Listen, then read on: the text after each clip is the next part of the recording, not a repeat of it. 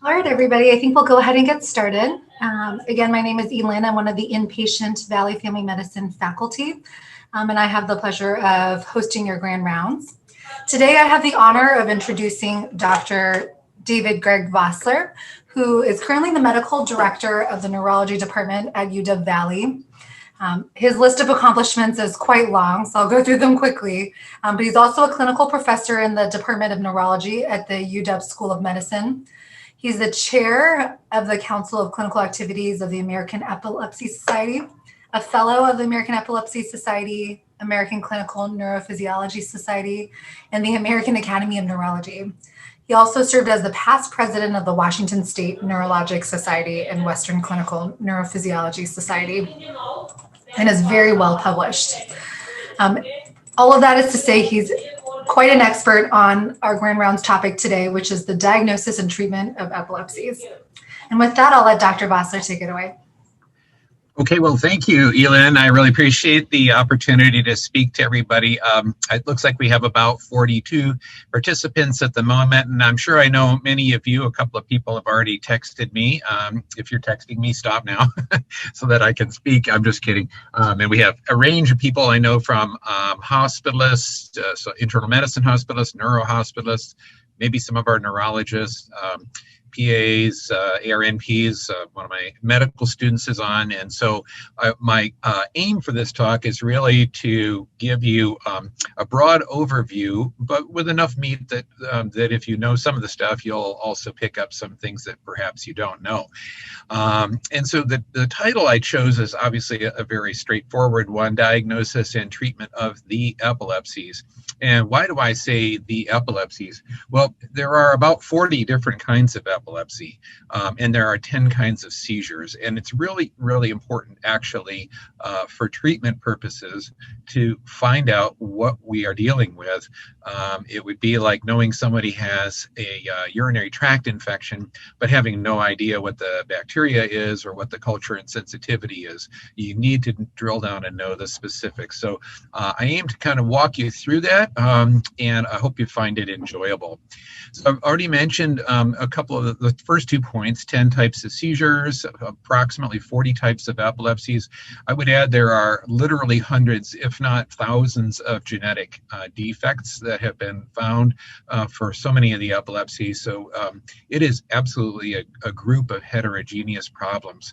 You can think of cancer. Cancer is not one thing. Epilepsy is not one thing. We now have 33 anti-seizure medications, which is a huge change from when I started in medical school in 1979. We had essentially 5 knockoffs of those, but really 5 main drugs. Now we have 33 that are mostly distinct from each other, and we do surgical treatments. We do them here at Valley. I should point out that we are an accredited surgical level 4, which is a top level epilepsy center. You may not know that. There are only 4 of them in the WWAMI region, Washington, Wyoming, Alaska, Montana, and Idaho region. So the 4 are Valley, Children's Hospital, Harborview, and Swedish Cherry Hill are the only 4 level 4 centers in the state. I think as we get started, it's really, really important to understand the difference between a seizure and epilepsy. And a seizure is a sign, or if it's just a sensation type seizure, a sensory seizure, then it would be a symptom, because symptoms are subjective, signs can be seen. But epilepsy is much more than someone who has seizures. And I'm going to ask you all to please delete the 2 words seizure disorder from your vocabulary. I see that all the time in the records here, in the emergency department, on admission, in the clinic. Seizure disorder really minimizes the major life impact that people with epilepsy have. It's not just seizures. They have cognitive problems sometimes. They have injuries. They have adverse effects of the anti-seizure medications. They have depression. headaches and anxiety at a much higher rate than average people. They also have social stigma, which is completely inappropriate, but it nevertheless exists. I've had children tell me that in school, the kids teased them and called them Julius Seizure, stuff like that. And even discrimination. There's employment issues. There's fertility and marriage and all kinds of things. So epilepsy is a huge multifaceted disorder. So please refer to it as such. And I would say at the outset, epilepsy is either controlled or it's intractable. At the very end, I'll talk about coding and how it is essential, particularly on the inpatient service, but also in the outpatient service, that we code correctly. If a patient has intractable epilepsy, you need to code it that way. It makes a difference. For the hospitalization, it's $3,000 or $4,000 more on the DRG for intractable epilepsy than it is if you just put seizure disorder. It makes a huge difference to the hospital. Multiply that times the number of patients we see, and we're talking many tens, if not hundreds of thousands of dollars that we could be getting for Valley Medical Center. I'll get back to that in a bit. How common is a problem? Well, it's common. And I don't know if people realize that the old estimate was about 0.8 or 1 in 120 people had epilepsy at any one time. Prevalence is what's going on right now, active.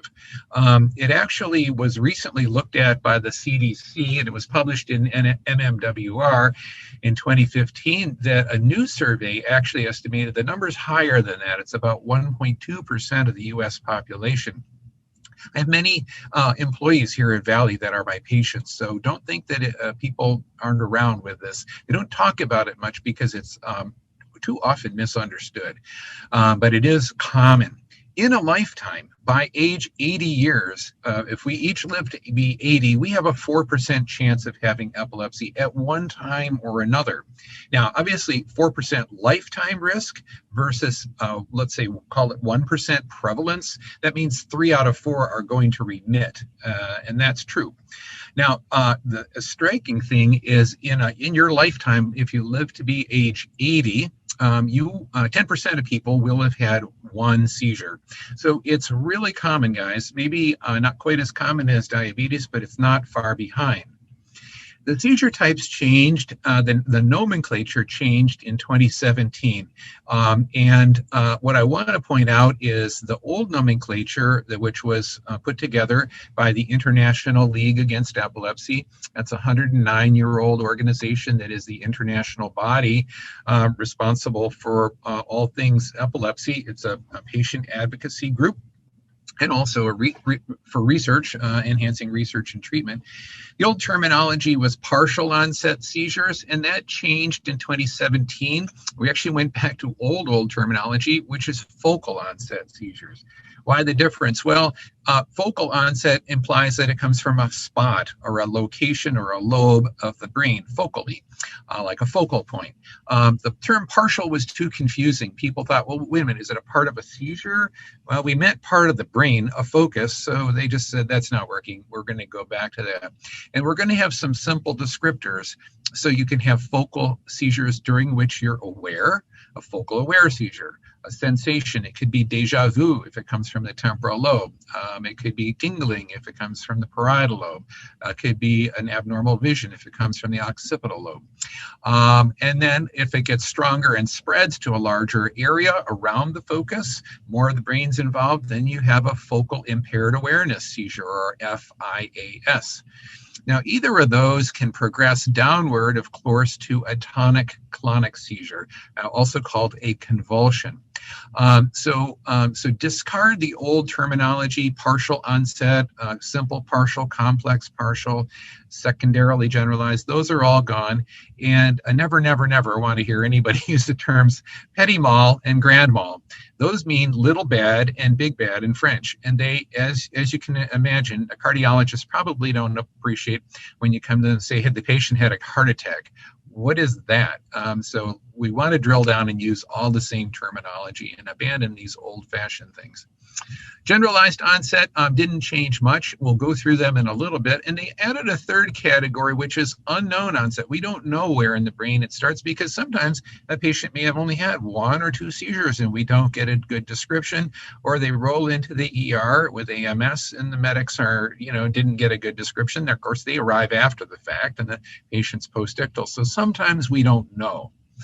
The important thing is that the area of the brain that's involved in the focal onset is what dictates and produces the symptoms in the case of sensory things. So if it's the post-central gyrus here, the primary sensory cortex, there's the homunculus here, the face, arm, trunk, and leg. That's what produces the symptoms that the patient has.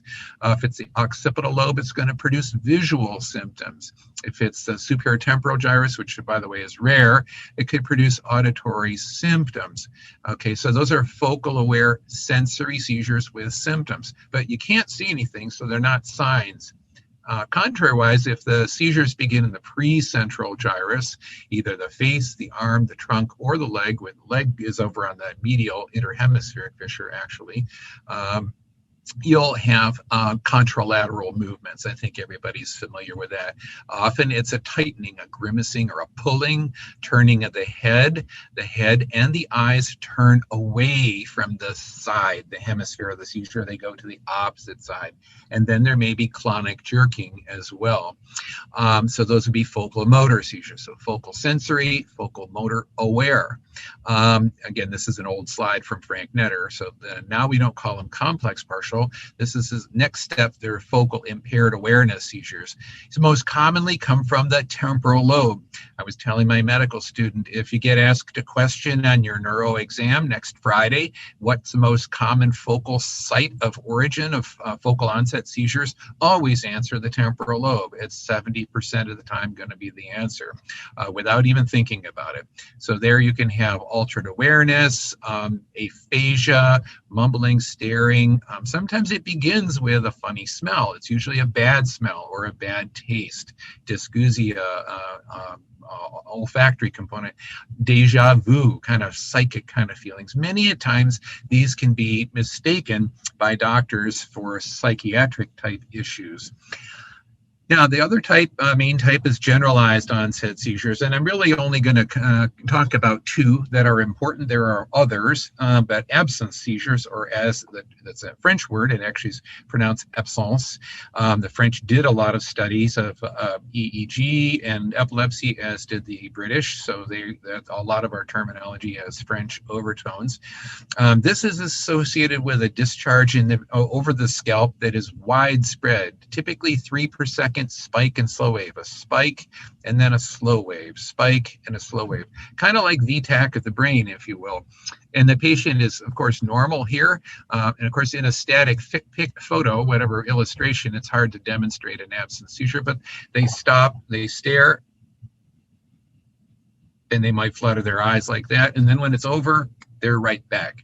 Now, there are variations. There's atypical absence seizures that occur in people with developmental delay. Those are different, and I'll save that for another time. Really, the neurologists need to know about that, but just keeping it simple, just think of absence seizures.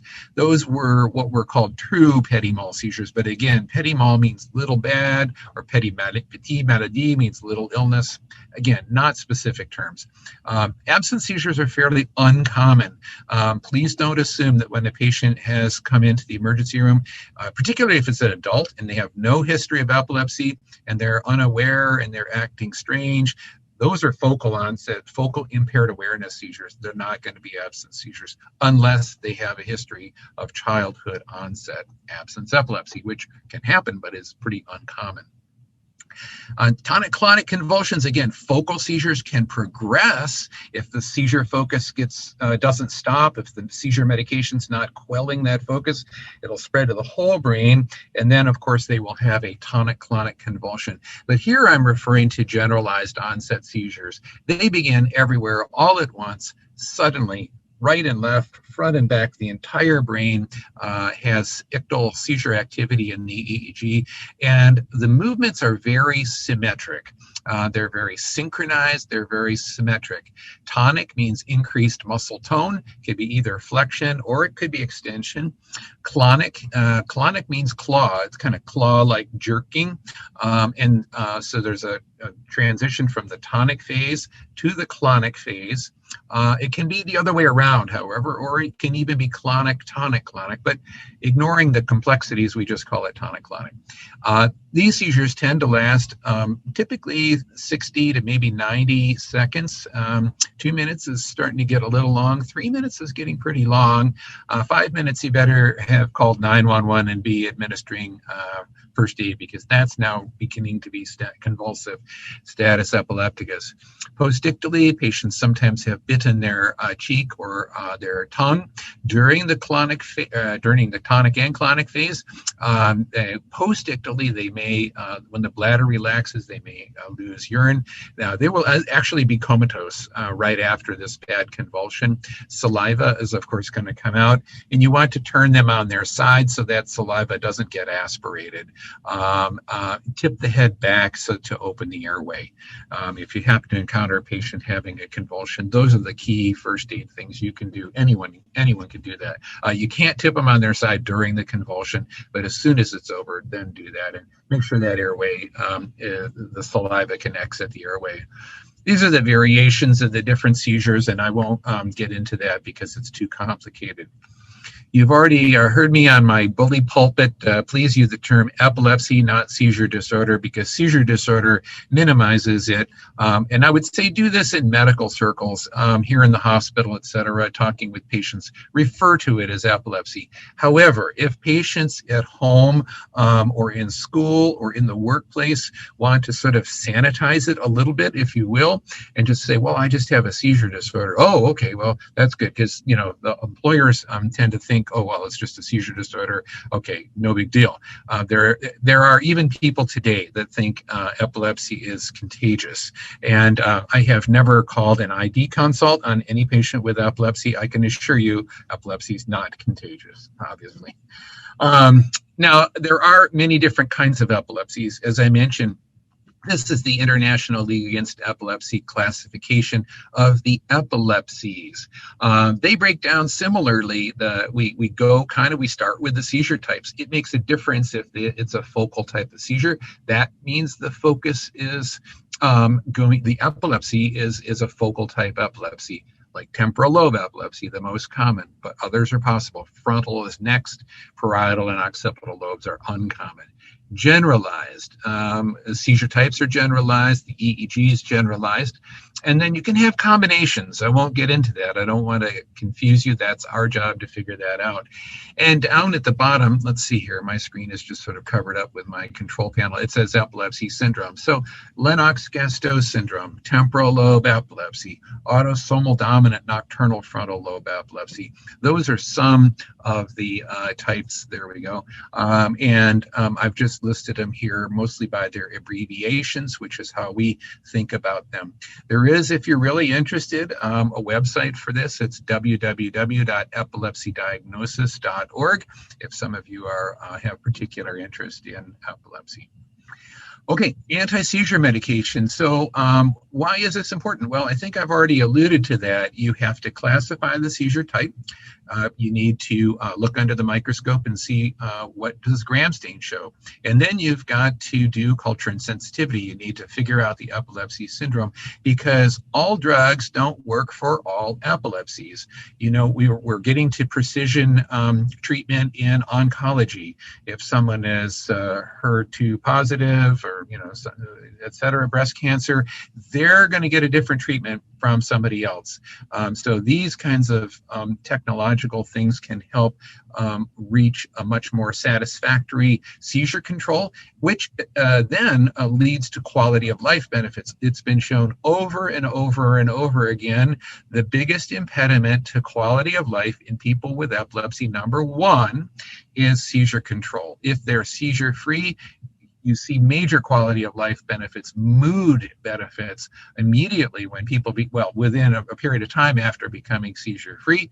And of course, adverse effects of the seizure medications really also play a big role in quality of life. Safety is a goal, adherence to the treatment plan, keeping it simple, and we want to reduce drug-drug interactions. So the landscape has changed a lot. Again, I started medical school back in the dark ages in 1979. So clonazepam had just come out, and valproic acid was just coming on the market when I ended college and was starting medical school. We had a gap of 13 years, and it was a desert for anti-seizure medications. And since then, I mean, my career happened to begin in epilepsy in 87 when I came to be a fellow. I came from Boston University to do a fellowship here at UW. So I came in this desert here, and 6 years later we had felbamate, and now look at it. And so this is the epileptologist and general neurologist's job to know all of these things. Many of these drugs, stiripentol is for a rare syndrome. It's for one thing, Dravet syndrome. Everolimus, Afinitor, is used for tuberous sclerosis. Cannabidiol, we're talking brand name Epidiolex cannabidiol. There's only one, not what's sold down at Evergreen Market here on West Valley Road. This is a fairly high dose medicine. It works for tuberous sclerosis and something called Lennox-Gastaut syndrome. Hasn't been tested for anything else. So some of these are niche drugs, others are broad spectrum. And so I won't dwell on these too much. We don't have bromide salts anymore. That was the first drug ever discovered that actually did work to treat epilepsy. Locock, a British physician, was treating people at an infirmary for the epilepsy and mentally retarded and insane, and found that it actually helped work to treat seizures. But the modern era began with Hauptmann, who synthesized phenobarbital in Germany the same year that the Titanic sank. Here you have an old bottle of phenobarbital produced in Bristol, Tennessee by the Massengill Company. Fortunately, we have gotten away from the older drugs, phenytoin, phenobarbital, primidones, another barbiturate, benzos, even carbamazepine. Yesterday, I had my neurology resident here, and I told her, carbamazepine for 80% of people is really quite sedating. She says, really? I'm like, yeah, okay, we're going to go see this patient. I took her off carbamazepine in January. She weaned off. She went on lamotrigine. Let's talk to her and her mother and see what they think in retrospect. And the patient and the mother said that lamotrigine was just night and day difference. She's so much more alert. She's getting a lot more done and less depressed than when she was on carb. So again, listing them here, I'm going to go quickly, and I actually won't go through all of these. There's even stimulators along the way, vagus nerve stimulator and some others. And so we're really kind of rich now in terms of having medication. So after one seizure, your chance of having another one in the next year is 32%. After two seizures, your risk is 57%. So the new definition for epilepsy is not just that you've had two seizures. That's always been the definition of epilepsy. But if you have one seizure and you have other risk factors, like an abnormal EEG that shows epileptiform interictal discharges, an MRI lesion, an abnormal neurologic exam, those risk factors bump you. If you have one seizure plus those risk factors, your risk is as high as if you've had two seizures. So those patients you actually can diagnose with epilepsy after only one seizure. So that's kind of a change. These are the things: prior brain insult, epileptiform interictal, if you will, discharges on EEG, imaging abnormality, and even a nocturnal seizure. This is evidence-based medicine. This is a guideline for the American Academy of Neurology, so that is a new definition of epilepsy and how we can kind of decide whether or not to start a patient on seizure medications. But what of the seizure medicines? Well, they did American Academy of Neurology with my society, American Epilepsy Society, did a guideline looking at those second generation drugs that I mentioned. So 2004 to 2015, they examined 16 newer anti-seizure medicines listed at the bottom, and they came up with level of evidence ratings. This isn't recommendations that one's better or another. It just indicates how well studied these, what's the level of evidence behind the FDA approvals for these different drugs. And so I just wanted to show this and say that this exists, and we use this evidence when we're selecting drugs. For patients, that the last slide was for new onset patients. This is for patients who have refractory, also called intractable epilepsy. What's the evidence behind these different drugs, the different syndromes, the different types of seizures? So there's still things that we don't know. This is something that I published a 2 years ago, 2.5 years ago.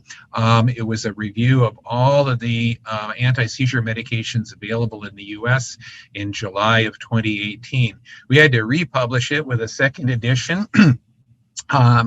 Which is actually wasn't published in a print form like the first edition was, but it's available on the American Epilepsy Society website. And the reason we did it only 2 years later is there were a bunch of new drugs and we really needed to update things. So there is that. We also use a little bit of science now. We're smarter than we used to be. We used to kind of guess and take things into consideration. But now when we're talking about a patient who's been seizure-free for a long period of time and they wish to come off anti-seizure medications, we can make some kind of estimate. Now you see that this sort of Kaplan-Meier curve that you see here, after about 5 years, if a patient's been seizure-free, they're likely to remain that way. Now that's if they stay on their seizure medication all the way out to year 23. That's projected out, obviously. And the way I like to do it is to use this nomogram that was available in this article. You assign a point scale to each of a variety of risk factors. And so risk factors would be how long did the patient have epilepsy before they went into remission? How long have they been seizure-free on medication? What age did their seizures start? Did they have febrile seizures or did they not? Do they have developmental delay or don't they? What does the EEG show? So you go through each of these, well, this is the point system up here, each of these 8 different parameters, and then so you say, well, okay, let's see, they had epilepsy diagnosed, let's say in 1978. I'm just going to make that up. And in 1980, they became seizure-free. So that was, okay, they 2 years before they became seizure-free. Well, from 1980, let's say till 2020, just to make the math a little bit easier, they've been seizure-free for 40 years. Okay, well, that would be 0 points, etc. And then you total them all up, and you can assign a risk of seizure recurrence if you stop the medicine, a risk at 2 years and a risk at 5 years. So it's no longer expert opinion, but we can actually put some science behind it and give patients a realistic estimate. It's not perfect. And I'll tell you, if they've only had a few seizures and they're seizure-free, I'm not sure how helpful that is. But this is more for patients who've had kind of a long period of epilepsy and then finally gain seizure freedom. It's probably about as close as anything we have today. It'll get better with time. Surgery, I just want to mention that we do a variety of different surgeries, and surgery is not new for epilepsy. So back in 1870, Professor Victor Horsley at the Queen Square Hospital in London, 1 year after the end of the American Civil War, had done the first temporal lobectomy for epilepsy. And of course, at that time, the chloroform and ether were actually new as anesthetics prior to about 1855. People didn't even have anesthesia for all kinds of surgeries, as you may know. They were quite gory and horrible at that time. So he did this, a temporal lobectomy, and then people have subsequently looked at this, and looked at the tissue that was taken out, and we can see sclerosis of the hippocampus. And the greater the degree of sclerosis of the hippocampus, the greater the likelihood that a patient would be seizure-free following a medial temporal resection. We also, so we do those here. Dr. Pete Belusic is our epilepsy surgeon. He's a vascular and an epilepsy cranial surgeon. He doesn't do a lot of spine surgery, mainly cranial. We also do lesionectomies, so remove tumors in their entirety, also called focal cortical resection sometimes. There are many different kinds of brain malformations. These are hereditary malformations of the brain. They occur during about the second trimester of pregnancy, things like polymicrogyria, pachygyria, focal cortical dysplasia, and they're very epileptogenic because the neurons, instead of being layered into the 6 layers of the neocortex and properly organized in the glia separate from the neurons, there are glial neuronal elements. They're all mixed up. There's no orientation. There's no layering, and so we think that the circular circuits become developed in these malformations of cortical development, and they are extremely epileptogenic. Tuberous sclerosis shows some similarity. The tubers in the brain show some similarity to focal cortical dysplasias, and those are very epileptogenic as well. Corpus callosotomy, where we section the corpus callosum to separate the left and right halves of the brain, are done infrequently. I had a patient that we did that with. We do those at Harborview. Our colleague Andrew Coe and Jeff Ogeman do those procedures for us because we do them so seldomly now that it's really best done by people who do a fair number of them. So I had a patient with Lennox-Gastaut syndrome we did that with last year because he literally had failed everything and was on 6 anti-seizure medicines and was just non-functional. And he's done better, but he's not seizure-free. Hemispherectomies are not a complete removal of the one hemisphere. It's always a damaged hemisphere, either a malformation of birth or a Rasmussen encephalitis or a huge stroke that occurred in the neonatal time where a patient's quite paralyzed on one side anyway. We don't typically remove the whole hemisphere, but we undercut the whole hemisphere because if you remove the whole hemisphere, there's a lot of complications. So those are done seldomly, and I probably haven't sent a patient. That's done also at Harborview. We haven't sent a patient for that in probably 10 years. We do have 3 kinds of stimulators now. Vagus nerve stimulation that's been around for a long time. The device looks like a pacemaker. It's placed in the left upper chest. The wires are tunneled up and attached to the left vagus nerve. The reason is because the left vagus nerve primarily ascends to the brain. It is a dual direction, afferent, efferent nerve, but most of it is afferent to the brain. The right vagus nerve is more efferent, and the left vagus nerve is more afferent to the brain, and so we do it on the left side. We also do responsive neurostimulation. I'm going to program one of these patients in 26 minutes. It's a device that's placed in the skull, and it records seizures, and when it sees one, it shocks the brain repeatedly to try to terminate the seizure before it can really get going. We do laser ablations. Those are done at Harborview, and deep brain stimulator, we do those at Harborview too. So we do everything here except for the callosotomies, hemispherectomies, because they're so rare, and we're not quite set up to do the laser ablations and deep brain stimulations yet. What's the evidence behind temporal lobectomy? Well, it's good, and it's been around for a long time. And really, Victor Horsley back in 1870, as I say, set the stage for doing temporal lobectomies for surgery. It's not a new operation, but of course, we do it a lot in much more sophisticated way than obviously they did back then. They had nothing other than a pneumoencephalogram back in Horsley's days. And this was a randomized controlled study done in Canada by a colleague of mine, Sam Weeb, who's the current president of the International League Against Epilepsy. And they took, as you know, the Canadian healthcare system is great. In some ways, it's a socialized medicine. Everybody can get care. However, there's a wait.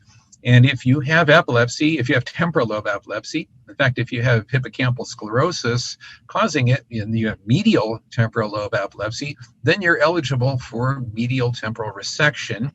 But you have to wait 2 years in Canada. And so Sam had an ingenious idea. He said, well, let's do a randomized controlled trial where we'll take 80 patients and 40 of them will just go into the queue, and they'll just have to wait those 2 years for a Canadian healthcare system to pay for the surgery, and they'll get it that way. But then we'll look at the medical group. We'll have another, pardon me, I messed that up. That was the medical group. That was the group that had to wait the 2 years. The other group got fast-tracked. They got the Canadian government to agree to pay for 40 patients to get rapidly assigned to surgery and not wait those 2 years. So at the end of those 2 years, this is 1 year, they're showing 1 year here, so let's just go with that. After the end of the first year, there was this huge separation in seizure freedom between the patients that got best medical treatment, the bottom graph, as opposed to those that were fast-tracked to surgery. Now you might say, wow, 58%. I thought the number was higher than that. Well, that was an intent to treat. So not all patients that were assigned to get fast-tracked surgery actually got surgery. If you took the ones who did have surgery, it was about 65%. I was involved in the only American study on this, and we published this in JAMA in 2012. I was the Northwest PI, the principal investigator for this ERSET study. And Weeb's study looked at your classic temporal lobe epilepsy patient who'd had, and turned out, epilepsy on average 25 years. They tried a bunch of drugs and had suffered consequences their whole lives, a quarter of a century, before they finally got surgery. And Dr. Pete Engel, who's still practicing, still working, very active in his 80s at UCLA, led this study. And this was patients who had tried at least and failed at least 2 seizure medicines, but had epilepsy for no longer than 2 years. The question was, we were trying to answer, do patients who get surgery early in the course, they're not, haven't tried umpteen billion drugs and gone on for 25 years, do they still benefit? And do they receive any harm from surgery? Well, the answer is they do, and you can see the surgical group, 85% were seizure-free a year out. There was not a single patient in the medical group that was seizure-free a year out, hence the odds ratio is infinite. If we'd gone longer, maybe one patient would have been seizure-free in the medical group. That would have given us an actual number for the odds ratio. Point being, it doesn't matter if you've had epilepsy for a long period of time, or if you've temporal lobe epilepsy. If you've had temporal lobe epilepsy for a short period of time, both groups are going to benefit.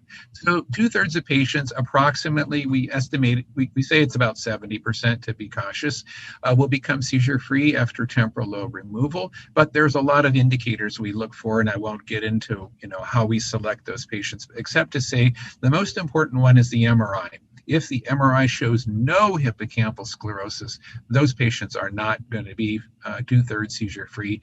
They'll be lucky to be 40 to 50% seizure-free. If they have hippocampal sclerosis, that unilateral, you can see on an MRI scan, those are the patients who really are the best candidates. Quality of life definitely improves. They have better social function after surgery.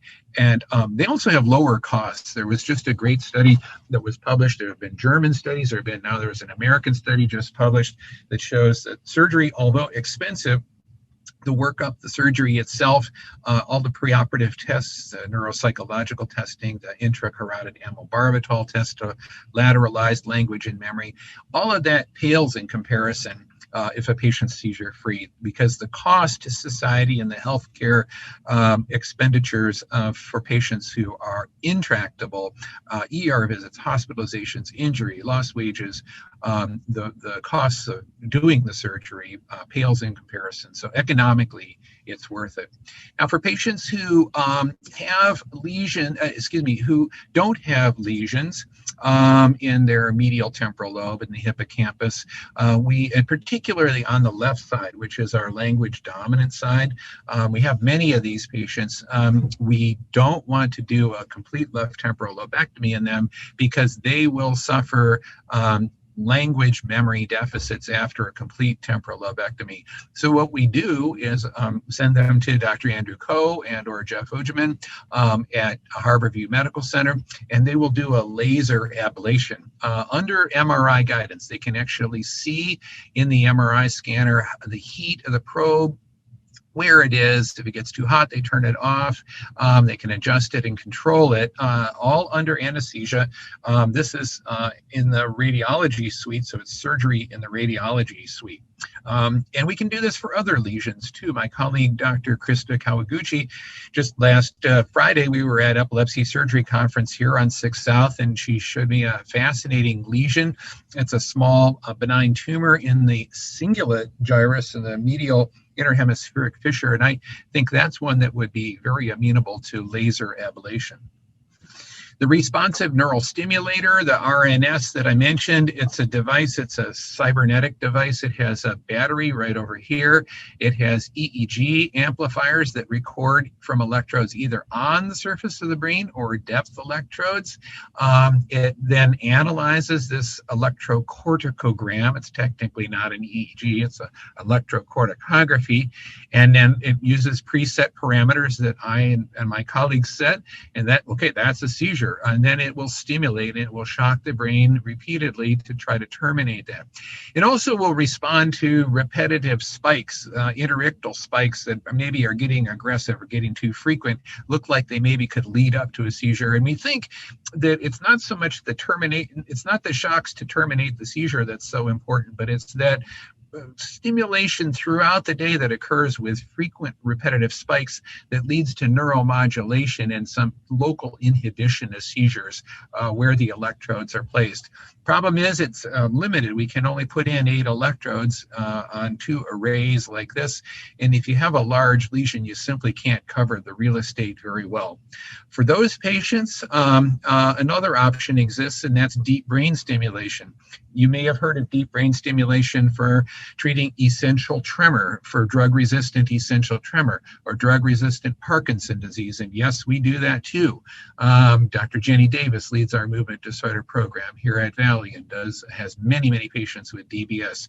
DBS has been around for treating Parkinson's disease and essential tremor since the late 1990s, but it's new for epilepsy. And we just did our first adult in Washington State. And some of you may have seen that. It was featured on, I think it was Como, I can't remember, it was Cairo, I can't remember, news. They did a little piece on her, of course, with the patient's permission, and UW Medicine came down here and filmed her. And she's doing better. She's not seizure-free. She has a massive malformation all over her, I think it's her left side. It's called perisylvian polymicrogyria. This is a brain malformation. The area is so large you could never put a responsive neurostimulator in there. You just couldn't cover all the real estate. But the deep brain stimulator stimulates the thalamus, which projects widely to the whole brain or selected areas of the brain. Anterior nucleus tends to project to the limbic areas of the brain. We put hers in the centromedian nucleus because that projects more to sensory areas. And so we're working on that, and we use that as an adjunct for medicine. Let me add that none of these stimulators, vagus nerve stimulator, responsive neurostimulator, or DBS, none of them are curative. These are palliative kind of procedures like medicines are, but they're not medicinal, and they don't have medication side effects, which can be so problematic, particularly when you're starting to combine seizure medicines. They have a lot of central nervous system side effects, somnolence, sedation, dizziness, blurred vision being some of the more, and ataxia being some of the more common ones. Lastly, I alluded to this earlier, correct coding is so important. I really want to put a plug in here, and I hope some of our discharge planning nurses and coders are watching this, because this should warm their heart. And it's our job to do this. We are Valley, right? We are Valley is what it says down in the bottom right corner of the screen, this slide. And remember, we really are. You need to code everything, not just epilepsy, but every condition to the highest level that you possibly can for correctness, okay? Always do it correctly, but also for billing purposes, because first of all, don't code seizure, R56.9. Don't code seizure unless they've only had one in their lifetime. Now, if you see a person in the emergency room, First time seizure, convulsion, that's it. They've never had one before. Okay, fine. That's a seizure. That's a seizure. That isn't epilepsy, unless we find out later they got all these risk factors. Okay, maybe after the fact we might call it epilepsy after one seizure, but that's fine. That's a seizure. That's a sign. It's a symptom. It's not a diagnosis. A seizure is not a diagnosis. It's a sign or symptom. We try not to code using signs and symptoms. We want to code using diagnoses. The epilepsy diagnoses in ICD-10 all begin with G40. So they're G40 something.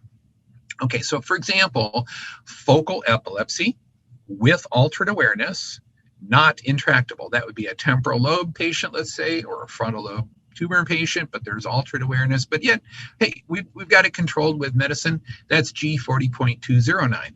If they're intractable, it's different. Intractability is a higher level of difficulty, and we get paid more. It's thousands of dollars more for an inpatient DRG if you just change it from G40.209 to the correct one, which is G40.219. So please use intractable in the hospital if that's the case. Obviously, only if that's the case.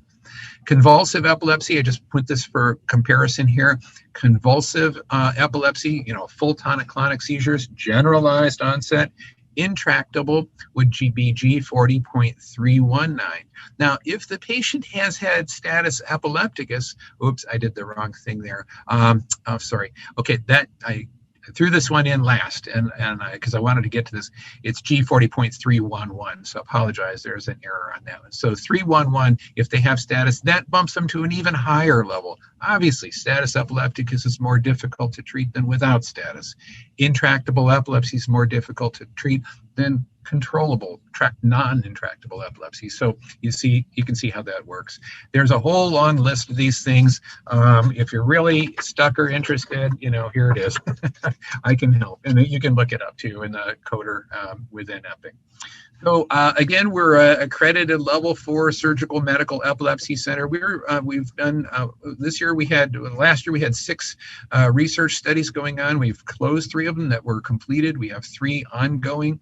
We do surgeries, we teach, we do research, clinical trials, and I'm blessed to have so many great colleagues. Dr. Babaraj Thankapan and Kevin Joseph were the first 2 to be added after I came here, and then Krista Kawaguchi more recently came. All of these are epileptologists and are board certified.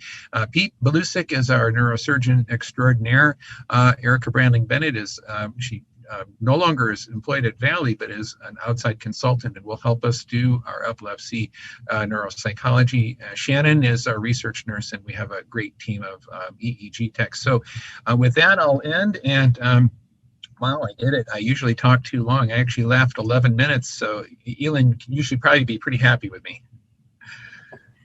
Thank you so much, Dr. Vossler, for that wonderful overview. Okay. Oh, I do see a one chat, a question. So what's John Nair, Dr. Nair, the faculty at the Valley Family Medicine residency program asks, what's the clinical definition of intractable?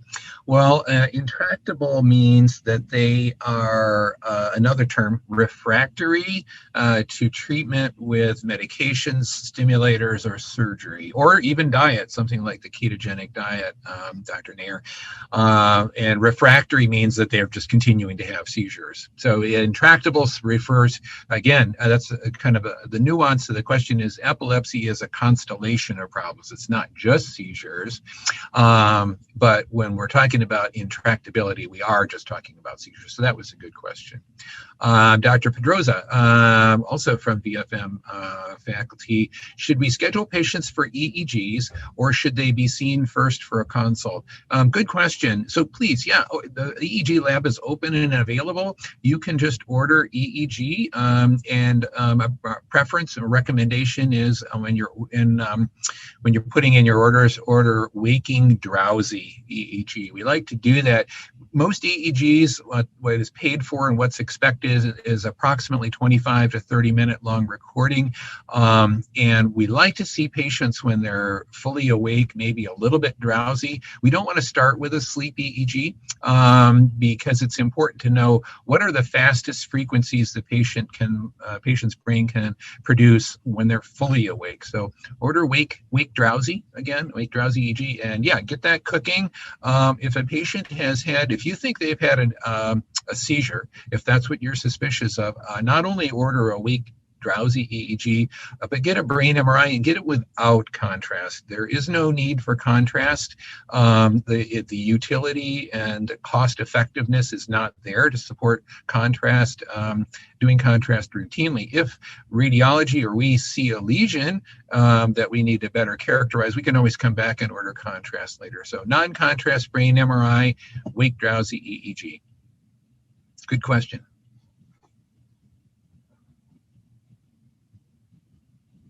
You know, and when in doubt too, I would say don't feel free to email me or any of us.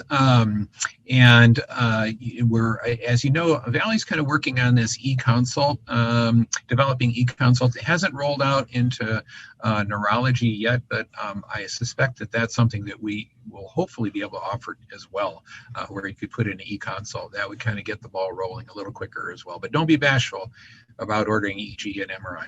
Okay, good question from Chris Sherwood. What I would say, Chris, is that kind of depends what the features of the scotoma are. Scoto means dark. And so if it really is darkness, that's helpful. If it involves more complicated phosphenes, which are like pin dots or sort of what we call a fortification. It looks like an old, if you looked like an old time fort from the era, the zigzag lines, those could be symptoms of migraine. But you're right, it could be symptoms of an occipital lobe focus, an epileptic focus. So the thing that can help differentiate is the duration of the symptoms. So a focal visual sensory seizure, if you wear a will and wear seizure, those would last 30 seconds, maybe 60 seconds, and would be gone. And then if it's a migraine or that's going to last many minutes, probably 10-15 minutes, often but not always, followed by a headache. So those can be differentiating things. But you know, if you're unsure, we're delighted to see those kinds of patients in neurology. Thank you so much, everybody, for joining us. If there are any more questions, again, feel free to either reach out to me or to Dr. Vossler directly, and we'll try to get you your answers. Thanks so much. Thank you. Have a great day.